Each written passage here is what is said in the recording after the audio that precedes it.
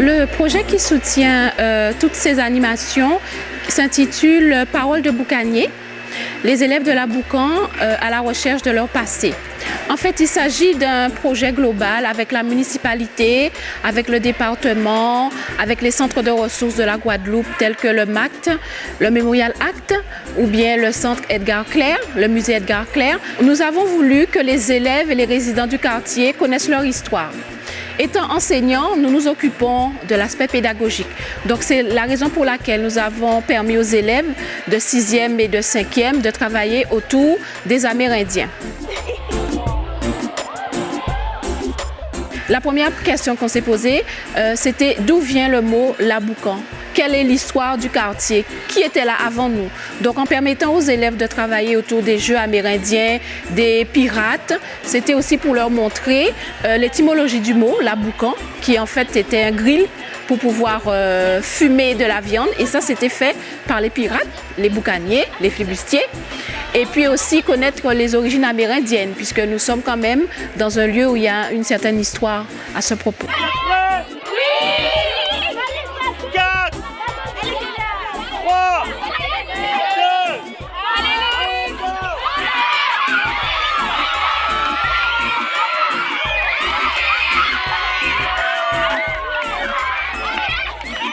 La 6e 4 a gagné!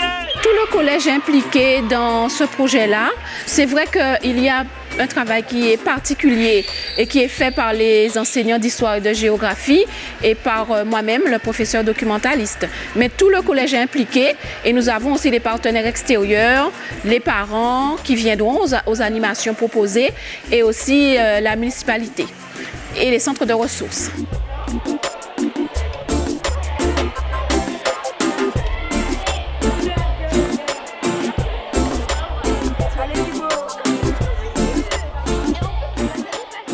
Ce matin, j'ai vu des élèves très impliqués dans les différentes actions. Et comme c'est ludique, je pense que, en plus c'était des élèves de 6e, du niveau 6e, et comme c'est ludique, je pense qu'ils ont appris beaucoup de choses en jouant. J'ai vu aussi la peinture sur les visages, et j'ai vu les élèves acteurs. D'accord? Ils n'étaient pas juste là en train d'attendre que ça se fasse. Certains se sont proposés, ils étaient actifs, ils ont peint le visage de leurs camarades. Et j'ai trouvé ça super.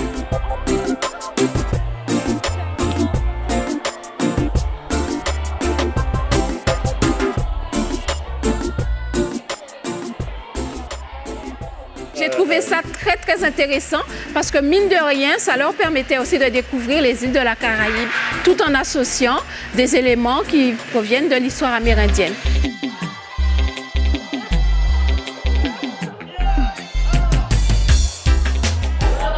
Vous êtes des pirates? Vous êtes sûrs?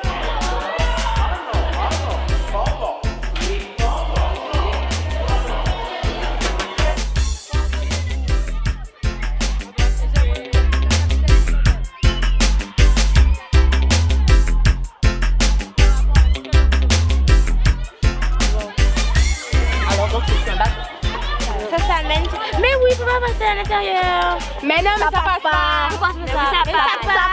Ça passe. Ça passe pas. Ça passe pas. Nicole, là, il va passer. Mais soit tu t'attends. Ça passe pas. Mais tu peux faire ça. Non, tu peux pas faire là. Il y a un nœud à l'intérieur de ça. Alors, il y a un truc. Mais c'est sabot. Mais non. Déjà léger. Mais non, attends, j'ai un truc. Attends, mais donne. Mais tu le dis pas. Donc, attends, j'ai trouvé mon passe-moi ton truc là. Les objets seront placés sur un circuit qui est là.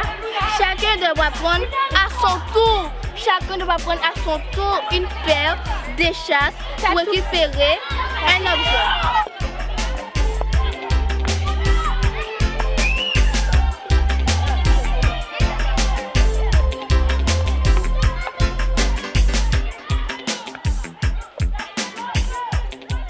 Ce qui est parfois difficile pour nous d'obtenir lorsqu'on est en cours, les élèves, ils ont dû mettre en place des compétences, se rendre compte qu'ils sont capables de faire ça. La personne qui ramasse les munitions se prépare.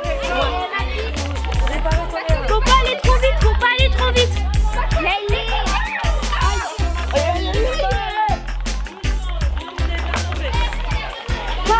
Pas trop vite les enfants, pas trop vite, pas trop vite. Ce type de jeu permet aux élèves de faire des activités ensemble.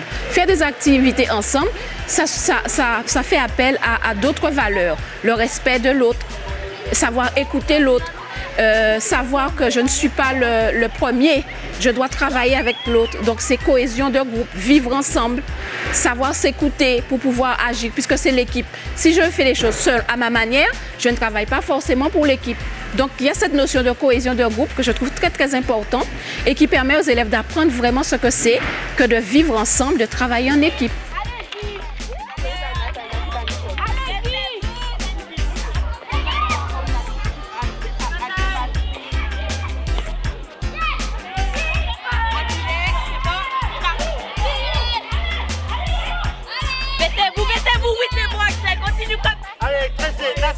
Nathalie, essayez d'enchaîner plus rapidement maintenant. Allez. Maintenant, ok, c'est super.